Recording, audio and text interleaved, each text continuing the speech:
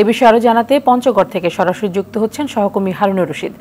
হারুন, শীতে জনজীবনে কি ধরনের প্রভাব পড়েছে এবং অন্যান্য বছরের তুলনায় এবছর একটু আগে ভাগেই শীত পড়ল কিনা?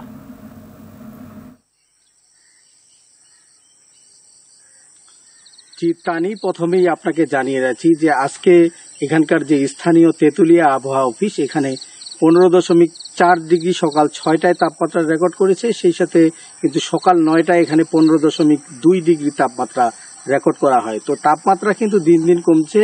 আমরা এই মৌসুমে দেখেছি 14 ডিগ্রি পর্যন্ত তাপমাত্রা নেমে এসেছিল। নগদের সর্বোচ্চ বার 167 টাকা রিচার্জে পাবেন 1 লাখ টাকা পুরস্কার। আরো আছে প্রতি সপ্তাহে পুরস্কার ও ক্যাশব্যাক। এই শীত যে পড়ছে, আজকে কার্তিক অগ্রহায়ণ মাসের 8 তারিখ, আজকেও কিন্তু সকালে হালকা কুয়াশার দেখা দিয়েছে। তবে কুয়াশার কিন্তু স্থায়িত্ব থাকছে না। শীত পুরোদমে হয়তো আগামী দিনগুলোতে পুরোদমে শীত পড়তে শুরু করবে।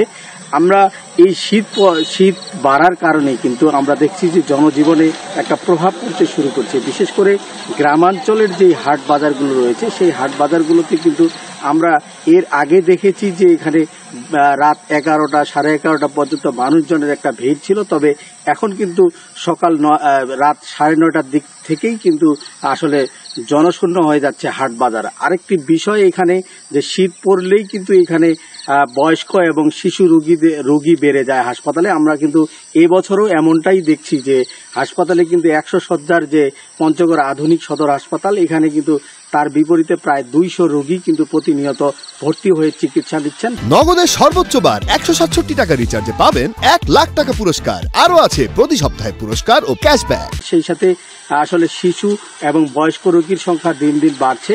তো সব মিলিয়ে যদি বলা যায় শীত পুরোদমে হয়তো আসবে।